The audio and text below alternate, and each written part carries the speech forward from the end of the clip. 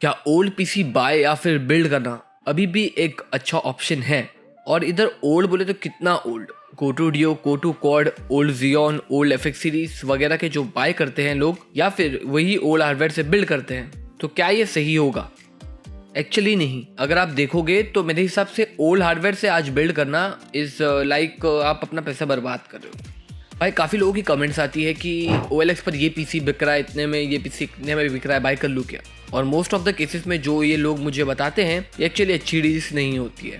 आप लोग ने काफ़ी बार देखा होगा कि यूज्ड हार्डवेयर जैसे कि i5 बिल्ड हो गई OLX पर सेल करते हैं फॉर अराउंड 12,000 to 14,000। i3 वगैरह की भी बिल्ड आपको उधर मिल जाती है 8 से लगभग 11,000 रुपये की, जो यूजुअली सेकंड थर्ड जनरेशन के होते हैं। और AMD साइड पर FX सीरीज वगैरह के भी पीसी बिल्ड मिल जाते हैं आपको 10 से 14,000 के बीच में। डोंट माइंड मी रॉन्ग, मैं इधर ये नहीं बोल रहा हूँ कि मतलब used hardware are useless. In fact they are still really good options out there. जैसे कि आपका थर्ड जनरेशन का i5 ले लो, फोर्थ जनरेशन का i5 ले लो, they are really capable, but वो आपको सस्ते में नहीं मिलता है। If you can get this PC for really cheap और free then go for it. मतलब कोई बात ही नहीं है, अगर आपको ये हार्डवेयर वाले सिस्टम मिलता है तो डेफिनेटली गो फॉर इट। भाई बहुत अच्छे हार्डवेयर है, लेकिन इसको फिर अगर आप 14 से 15,000 या 16,000 रुपये बाय करते हो तो ऑनेस्टली ये बहुत अच्छी डील नहीं होगी। इनफैक्ट आप अपने पैसे बर्बाद कर रहे हो। देखो, सबसे पहला पॉइंट, ये ऑलरेडी यूज्ड होते हैं तो इसमें प्रॉब्लम्स वगैरह कभी कभार होती है, और इसकी लाइफ आगे कितनी होगी आपको इसके बारे में भी पता नहीं होता। दूसरी बात कि आप यूजुअली अगर आप ऐसे पीसी बिल्ड बाय करते हो तो आपको इसमें GPU लगाना पड़ेगा अगर आप गेमिंग करना चाहते हो तो, और ये उस प्राइस रेंज में मुझे नहीं लगता आपको GPU के साथ में आते होंगे। और अगर आप GPU लगाते हो तो आपको उसमें एक्स्ट्रा पैसा देना पड़ता होगा। तो जो हमारे को 13-14 हज़ार का पहले पड़ रहा था वो अब हमारे को GPU लगाने के बाद और एडिशनल कॉस्ट लगती है। तीसरी बात, इसमें यूजुअली आपको कोई मतलब बेकार सा सड़ा हुआ सा PSU लगा हुआ मिलता है जो आपको एक्चुअली अपग्रेड करना पड़ेगा अगर आप एक GPU लगाने की सोच रहे हो या फिर गेमिंग करने की सोच रहे हो तो, क्योंकि वो हैवी टास्क के लिए ज़्यादा केपेबल नहीं होते वैसे PSUs। अगर आप कोई ढंग का GPU लगाते हो तो डेफिनेटली उसको आपको 6 पिन या 8 पिन का रिक्वायरमेंट्स होगा, और जो कि वो पावर सप्लाई आपको प्रोवाइड नहीं कर पाएगा। सो इसका भी कॉस्ट बढ़कर जो है आपका थोड़ा एक्स्ट्रा हो जाता है। चौथा पॉइंट, ये सब पीसेस यूजुअली 4 GB रैम के साथ आते हैं, तो फिर से एडिशनल कॉस्ट अगर आपको रैम बढ़ाना है तो, क्योंकि 4 GB रैम में जैसे हमने टेस्ट ही किया था रिसेंटली, आपका कुछ भी ज़्यादातर चीज़ें जो है वो हो नहीं पाती है। तो 4 GB से आप उसको एक 4 GB की स्टिक लगाओगे तो उसका एडिशनल कॉस्ट। तो अब अगर हम इधर देखें तो हमने 13,000-14,000 का जो भी है पीसी बाय किया, उसके बाद में हमने इसमें लगाई 4 GB की एक रैम जो कि लगभग आपको पड़ गई 1 से 1,500 रुपये की, और उसके बाद आपने लगाई उसमें नया PSU 2 से 2,500 रुपये का, और उसके बाद आप एक GPU लगाते हो। वो भी डिपेंड करता है कि आपको कैसी परफॉर्मेंस चाहिए बाद में। फॉर एग्जांपल अगर हम एक GT 1030 भी लगाते हैं तो उसका कॉस्ट आपको एडिशनली पड़ेगा लगभग 6 से 7,000 रुपये आई थिंक।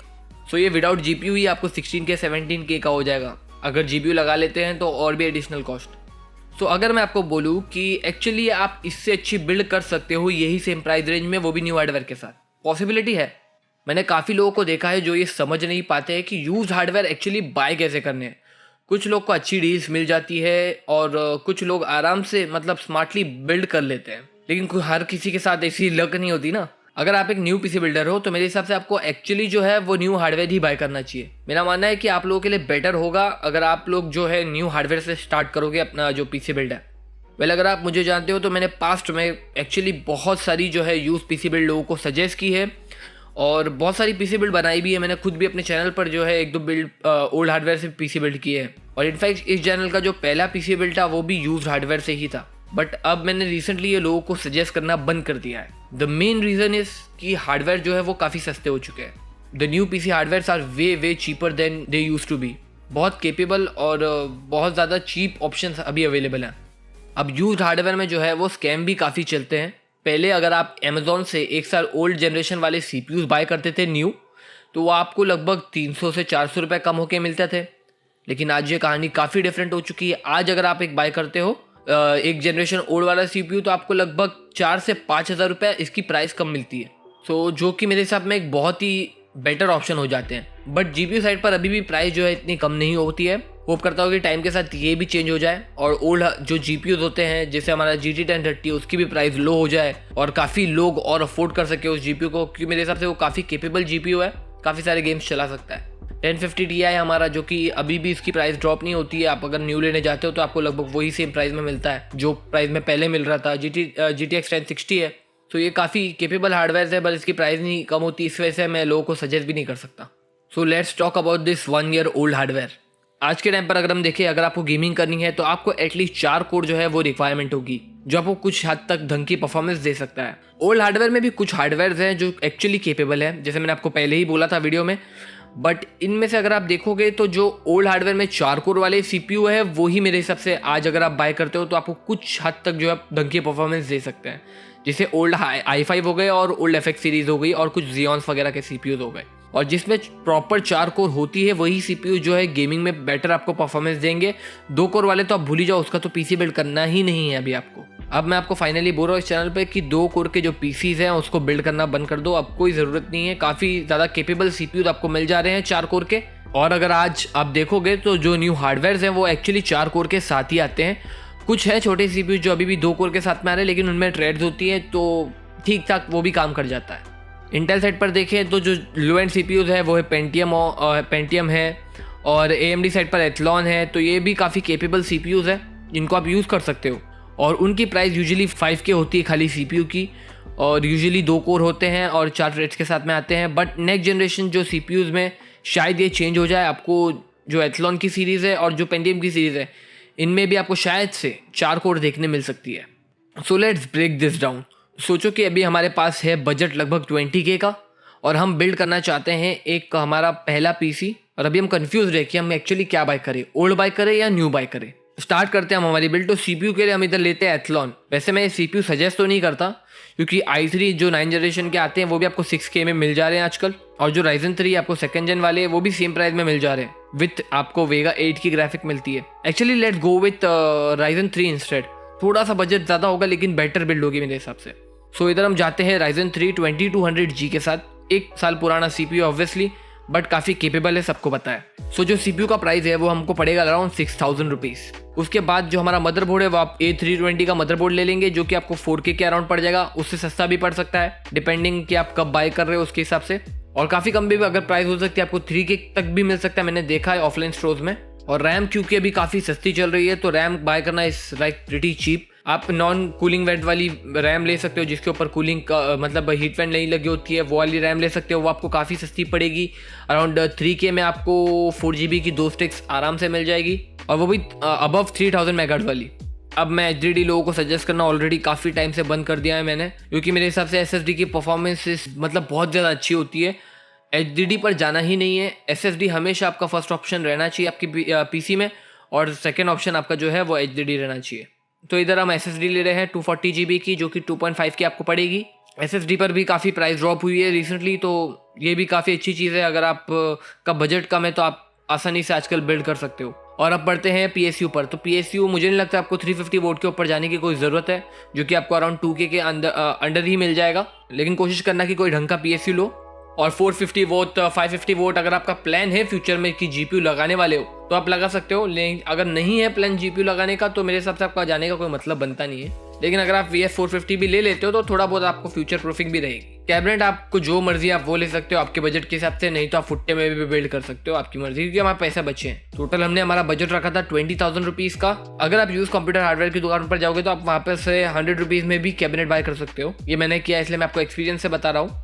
सो अगर हम इसकी अब कॉस्ट की बात करते हैं तो आपको ये 17.5K में जो है ये बिल्ड हो जाएगी। This is a really capable PC। Ryzen 3 का CPU लगा हुआ है विथ Vega 8 की GPU, तो कुछ हद तक आप GTA 5 वगैरह जैसे गेम्स तो आसानी से खेल सकते हो।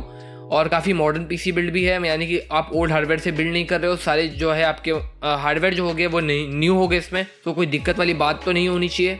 हम इधर एक 4 कोर का CPU यूज़ कर रहे हैं विथ 4 थ्रेड्स, और इसमें 8 आपको GPU की कोर्स मिलती है, यानी कि आप इसमें गेमिंग तो कर ही सकते हो। इनफैक्ट आप इसमें वीडियो एडिटिंग भी बहुत स्मूथली कर पाओगे।